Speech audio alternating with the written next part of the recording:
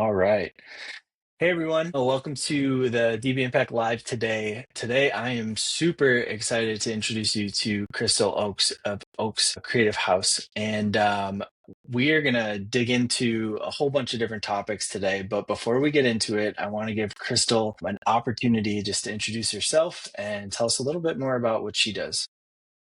Thank you so much, Drew, for having me today. I'm so excited for this conversation. When we had our initial conversation, I was like, man, we have a lot to talk about. So I'm very excited for today. So I'm Crystal Oaks. Like you said, I own Oaks Creative House. We are a marketing agency based in Edmond, Oklahoma. We work primarily with small businesses, startups, and micro businesses. We do a strategy first approach to marketing to really make sure that the key foundational elements of marketing are not missing when a business starts marketing themselves, that we're not putting the cart before the horse. We're not using marketing tactics before we're ready to use marketing tactics. We're not just chasing shiny objects. We're actually doing things with a strategy backed behind it. So my background, I'm a graphic designer by trade, turned marketer in my corporate career. My last company I worked for, we were in 22 countries. So I have global branding and marketing experience, and I work really hard to bring that experience to the small businesses that we work with. So I have an amazing team that I work with of employees who work for us and contractors we work with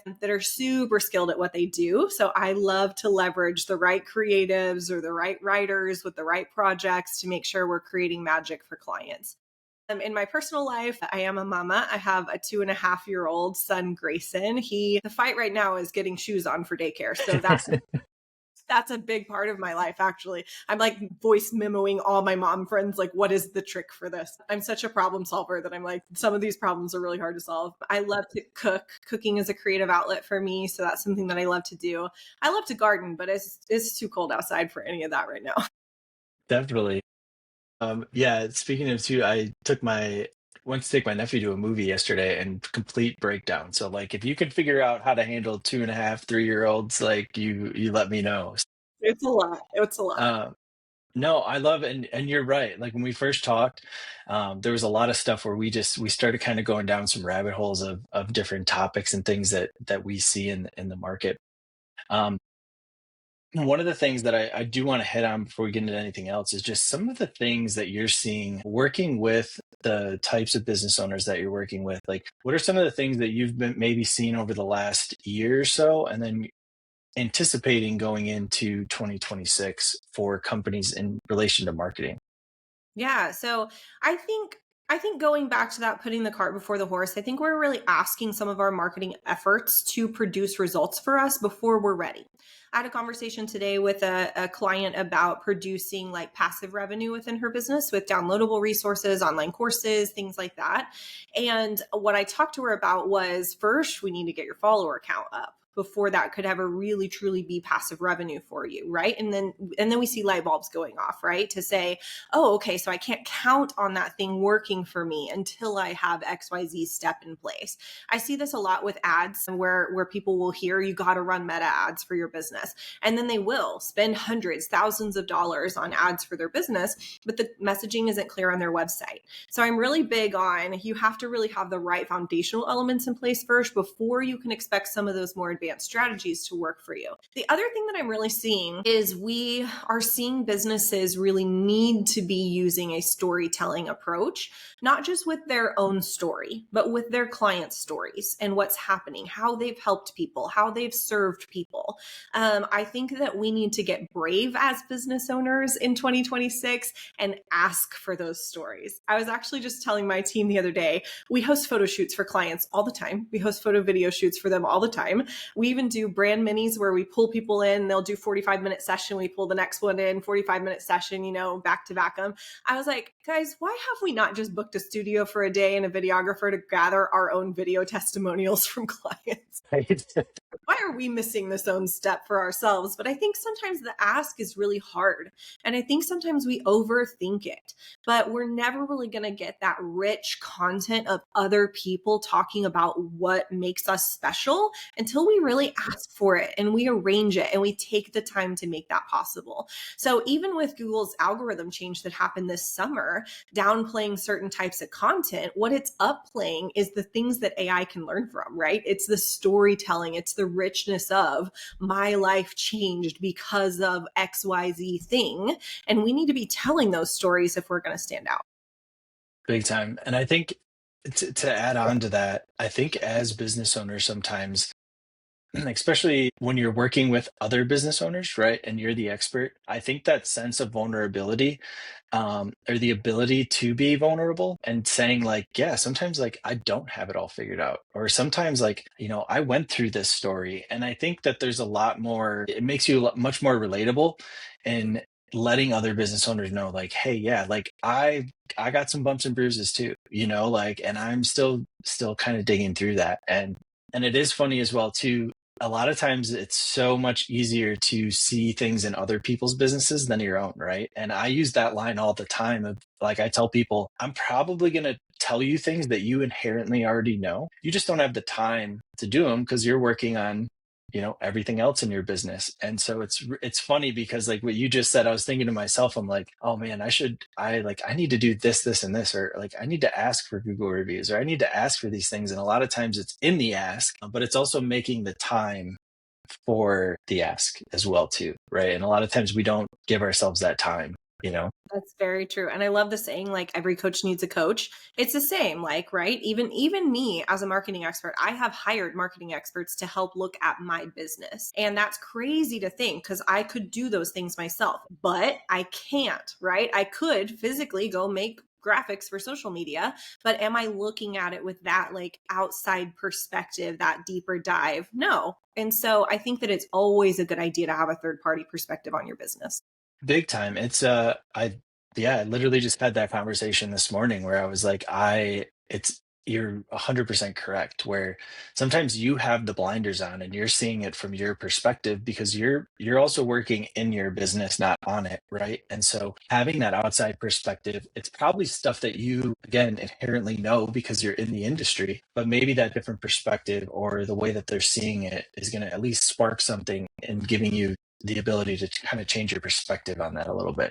But no, I love it. I would love to know a little bit more too about your kind of your journey into this. I know like your background was in corporate, and then you kind of got into it, but I'd love to hear kind of your journey and maybe some of the bumps and bruises that you kind of had, and some of those learning opportunities as well. Yeah, I love that question because nobody thinks that their story is the best one to tell. You listen to other people's stories and you're like, wow, that's awesome. You should definitely tell that more. But I do find that when I share my story of kind of how I got here, there are some lessons to be learned in that journey. So I was one of the weird children that knew exactly what I wanted to go to college for. I took this computer class in high school. I was quick to pick up computers, so I was a little bit bored in the class. And I had my teacher, her name was Mrs. Hobbs. She pulled out this book that she had in her desk, and she was like, "Hi, why don't you work on this today since you already have your assignment done?" I was like, "Okay." So I start flipping through it, and it's Adobe PageMaker, and it was teaching you how to make this like coffee cup graphic out of shapes, basic shapes, things like that. And so I knocked it out and I like raised my hand. She comes over and I was like, this was really cool. I was like, what is this called? She's like, graphic design. I said, is this like a job?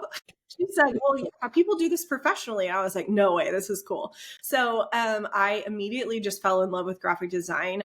Applied to OU. I was one of 19 who was accepted my year of about 50 applicants.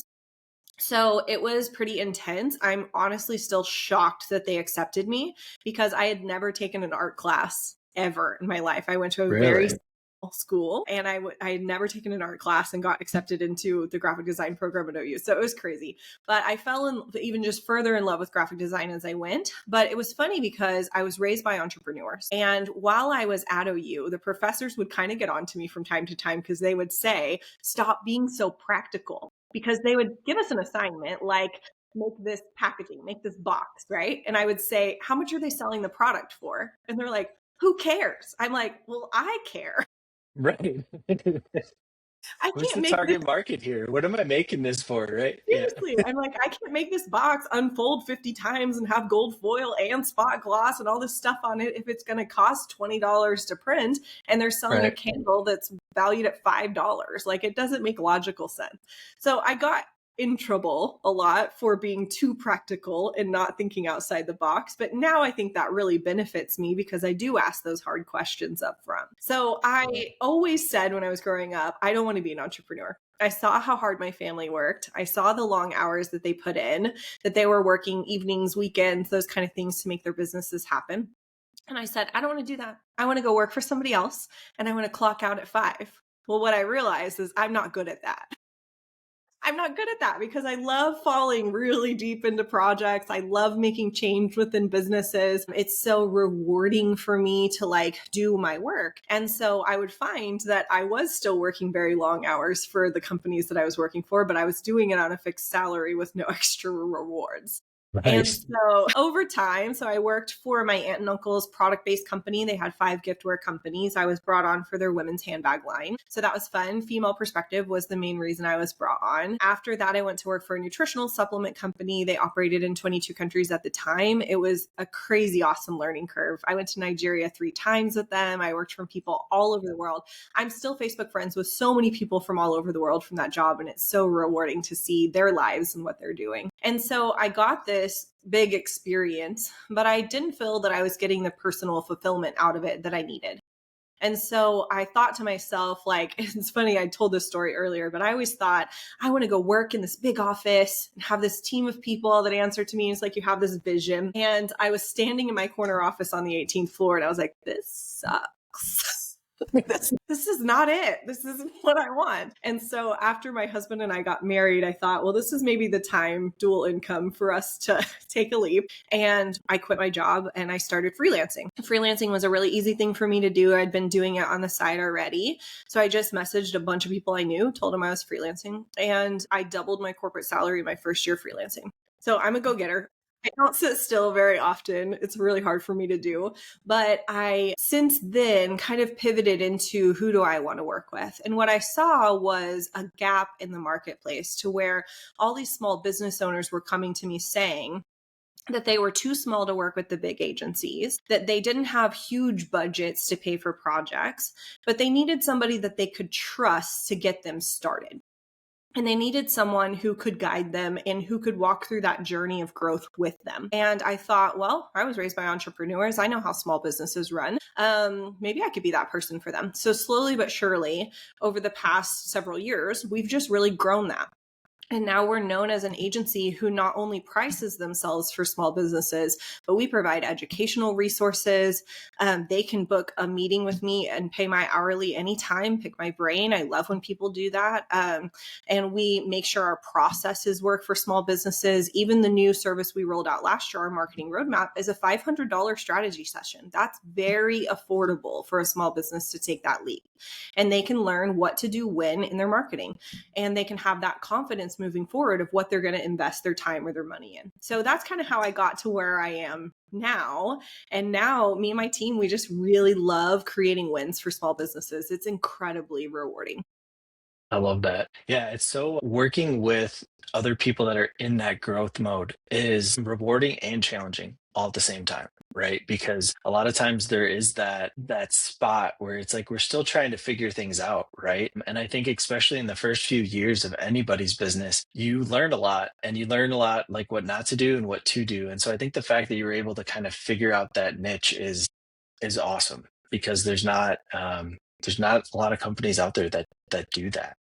And I think it's healthy to share that it doesn't always happen on day one either. It's not a testament of you as a business owner if you're good or bad at business if you don't have your perfect offer suite figured out yet. If you don't have your positioning figured out yet. Like those are things you should be working towards. You should have awareness of that's what sets you apart. That's what Yeah. makes revenue, right? That's what brings in your ideal client. But at the same time, if you don't know it on day one, there's no shame in building towards it. There's nothing wrong with that. And I've certainly experienced that several times where I thought my team actually came to me a couple years ago and said, we're not quite sure how to handle your social media because all services feel equal. And I said, then I've made a mistake. I've not clarified for you which services are more important than others and which ones you should be highlighting more than others on social media. And from that discussion, we've kind of spiraled into now we really only talk about one or two things, even though we do a lot of services. But it has really helped to just clarify the message. So I share the Yeah, mistakes that I've made with our clients all the time because I'll see them walking a similar journey. I'll say, this might be different for you, but here's what I've experienced. And it made a difference for me to do this instead, or to pivot in this direction instead, or think about this differently. So I do think it's helpful that we are kind of walking that growth journey together, or yeah. even that they're talking with someone who's a couple steps ahead of them, right? Or who's kind of been there, in recent years, who can have those conversations, or heard another story from another client that's in a similar boat. I think that it kind of like they're almost getting mastermind benefits out of talking to me and my team because we are really pulling from the stories of what we hear. Definitely. Yeah, and I think a lot of times too, there's always similarities. Like and you and I kind of talked about this before, but ultimately most businesses and the structural and the foundational pieces that need to be in place are pretty similar across the board, and not a lot of times not industry specific unless it's an absolute niche of a niche, right? And so that's one of the things I've gotten asked that numerous times, like, who do you work with? And I'm like, anybody that needs that, like, certain things, right? Like if they don't have foundational pieces in their business, if they don't have systems, if they don't have a lot of those pieces, we're going to at least attempt to figure out how to work with them, right? And how to provide some value, because a lot of those fundamentals of business are the same across all industries. And so I think the more that you work with different industries, the more you realize, like, there's a lot of similarities here with some tweaks to it, right? So We've definitely found that. And I get asked that question a lot. Like, do you specialize in a certain type of industry? My answer is no. There's certain ones we, jive a little bit better with than others. There's a few where I'm like, it's probably not the best fit for us. But industry wise, like one thing is we love learning about new industries and how businesses tick. And the second thing, that third party perspective, that bringing in the whole outside perspective who isn't wrapped up in how your industry should or shouldn't look online, right? Or how they should or shouldn't market themselves, I think makes a really big difference. We've inherited multiple companies this year who were with industry specific marketing agencies before and not happy with the results. And I think that it is, I mean, even in the initial intake, they're like, wow, you asked me questions that they haven't asked me over the past year or two. And I think that that makes a really big difference. And a lot of it is curiosity, not being afraid to say, I don't know how a mortgage actually works. Could you explain that to me? Right. Like I've had a few of them, but I don't actually know the inner workings of how this works. So I think like right. humility also to like have good conversations with people and not pretend like you know it all can really make a difference. Well, I think you also have a attribute that is not only curiosity, but also like you enjoy figuring things out, right? And I've gotten myself into trouble because a lot of times, like, I'll have people come and they're like, "Well, can you do this?" I'm like, "Well, I haven't, but I'll figure it out." Like, I have that ability. And so I think that it takes a special person like yourself to be able to understand, like, hey, I'm not going to know it all, but I have the resources and I have the wherewithal to understand how to figure those things out, right? And that's needed, especially when you're working with newer businesses or different industries and things of that nature, right? Yeah, it makes a really big difference. And yes, I'm a big problem solver. I love to solve problems. My whole family knows that they have to tell me if they just want to vent, because otherwise I'm going to dive right into I here's the 15 solutions that I've come up with while you were talking. I've learned that if, especially family or close friends for me, I'm the same. Like, if I can hear events coming on, I literally will ask, like, do you just want me to listen, or do you want me to listen and come up with a solution for you? Because if you just need me to listen, I'm here. But like, I will, I'll listen in a different way, more or less. So I definitely have that as well. What are some of the things that you think, just with all the businesses that you've been working with and just over within your business, what are some of the things that you can see that are the businesses that are most successful? Like, what are some of the attributes, or whether it's maybe not even the business, but maybe the owner or the executive team? Like, what are some of those things that you've been able to see that you're like, this company's going in the right direction? I love that. A couple things come to mind. Having a solid dream I don't even say that it has to be a formal plan. You don't have to know all the steps of how you're going to get there, but knowing what you want, I think makes a really big difference. I talk with business owners who want to double, triple their revenue. I talk with others who want to slow down and gear up to sell. I talk to others who want to leave a legacy and pass down their business. I talk to others who want to get out of the operations side, right? And they need to know how to bring in leads without their team or without them playing that key role. And I think knowing what you want makes a really big difference because that's going to change how you approach almost anything. But you'd be surprised how many business owners I talk to that I ask that question, what's the dream? What's the goal? What are we going for? And they're like, I don't know, to make more money than I did last year. I'm like, okay, sure. Everybody wants to do that. Like, tell me what you really Right. like, what is it that you Yeah. really want? And so I think that that can make a really big difference. And then another thing would be like getting out of your own way, like getting past your own fears, being willing to, I'm not expecting, someone who works in an industry. We have a forensic accountant that we work with. I'm not expecting her from an accounting background to want to go produce YouTube videos every week and be comfortable with it on day one, right? But being willing to step into that direction, like being willing to work with someone to say, okay, here's how we're going to do that, or here's the part that I need you to play right now, like working towards their own comfortability with explaining what their business is, like getting out and networking, having conversations with people, being comfortable with doing something like this and talking about their business, right? This isn't hard. You're just asking me questions. I didn't have to even prep for this. It's awesome. So, like, getting out of their own head, getting out of their own way, and knowing that their role within the business is to promote the business in some way, shape, or form. So they have to find their way of doing that in a way they feel comfortable. I love that. Yeah, I think it's very easy, especially in today's day and age. And I caught myself even in the first year of DB Impact, just kind of relying on referrals, and I've been very fortunate that that's been mostly the case. But I think sometimes when you lack the vision that of where you're going, there's that almost that insecurity of like putting yourself out there, right? And I talked to the gentleman who he actually works with business owners, Christian-owned business owners or Christian business owners, and that's like one of the main things he focuses on. And he's like, we need to create the vision, because once you create the vision, then you have the ability to be confident in talking about what you're doing. And so I think that that's tough from a business owner's perspective sometimes, because like you may have an idea of where you want to go, but things change very rapidly. And so being confident and knowing like, hey, I may put myself out there in this way this time, and in 6 months it might be different because like something's changed, right? And understanding that perfection is never going to be the case, especially if you're in a growing business. So You have to be able to pivot in a growing business for sure. But also, you have to be able to double check those pivots to make sure they're the right ones. Because a lot of times, the shiny object syndrome, and I've been guilty of this, but it will get you right to where you're like, I should do this because you can.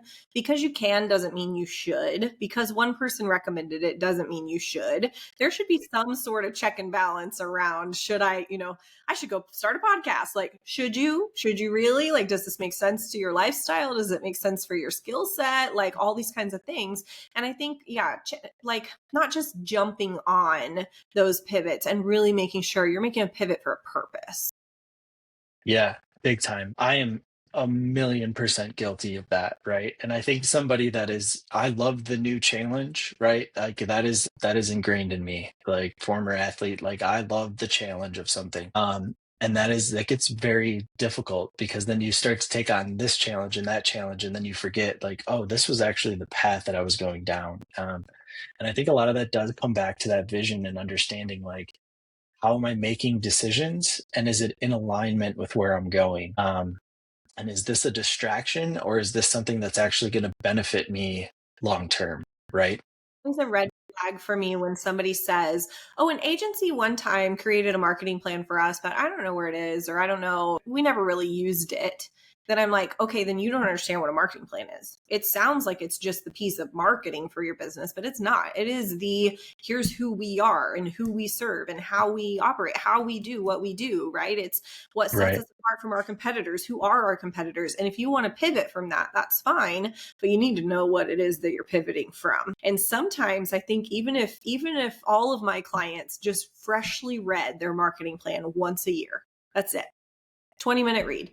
If they would just reread it once a year and get recentered with where they set their path down, I think it could be life changing for them to not fall into what you and I have in the past and chasing those shiny objects. Because they're either going to read it and say, this isn't right anymore because XYZ reason, or they're going to read it and go, oh, yeah, that's what I'm building. And they'll get realigned with it. But I think sometimes we forget that like some of that work exists for a reason, and it's in Yeah. place in our business for a reason. I think it's difficult, and it's something I've been working on recently, which is like consistency. I've talked about it a whole bunch, and that's kind of become my new challenge, right? Instead of the new thing, my new challenge is creating more consistency. And I think as business owners, it's difficult. You're in 30, 60, 90-day sprints. And so to think sometimes to go back a year and say and re kind of center that, but it is necessary. You're 1,000% correct, because ultimately if you don't have somewhat of a north star that you're going after, it becomes very easy to get distracted. And I always like to say, I love, like, you should have a big goal, right? And you should be going after something, but you also want to leave room for miracles, right? And what I mean by that is, like, you should have a north star, but you should also leave room for unexpected things that are going to get you to the north star faster, right? Love that. And so, yeah, that's kind of the mode that I've been trying to, like, to live in, right? Is like, I know my North Star, but like if there's a faster way or a better way, I need to be open to that, but not distracted by it, you know? Yes. I So love that. I love how you said that. That's a really great way to sum that up in terms of like, you have to know the goal, but if you need to some pivot or something happens, take yeah, the dude. opportunity. Yeah, life happens, or a new relationship, or a new, I don't know, connection, or whatever that is. And sometimes, like, I think we can either shut ourselves off so far to where we have blinders on and was like horses, right? Or we're just so all over the place that we have like seven different ways we're trying to go. And I think that happy medium is really where you can drive forward at a much better pace and direction, you know? So we will wrap up here, Crystal. But before we do, I'd love to just give you an opportunity to talk a little bit about like 2026 for you guys. Who are some businesses that you would love to work with, or types of businesses or people, as we wrap up this call here? I love that. So I'm super excited for 2026. We were talking on the call before we went live that December has blown me out of the water. Like we always have such a slow December with the holidays and things like that. And our clients are not slowing down. They are hitting the gas, they are going forward, and it's been amazing to watch. So I'm super excited for 2026 because we are looking to work with clients who are ready for that growth. They're ready to make action.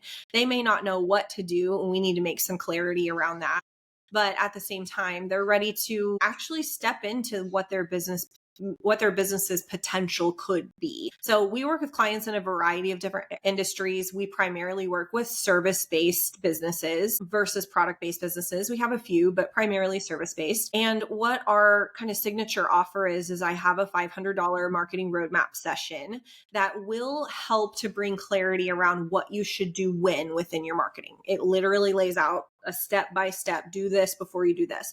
And my whole goal is to tell clients, don't move on to step 2 until you've conquered step 1, because you're going to waste time, you're going to waste money, you're going to cause confusion to your audience. We need to really make sure this thing's nailed down before you move on to this one. And that comes from years of experience of watching marketing play out in multiple industries. And so I am just really wanting to get people in for those roadmap sessions because it brings so much clarity. The light bulbs that go off are just incredible to watch. And to me, it's so rewarding because I'm like, this is the knowledge that I've gained over the years that now I've finally found the way to teach it to business owners so that they can learn from what I've learned. And I think that, yeah, I'm just looking to do more roadmap sessions, meet more entrepreneurs that are ready to make change.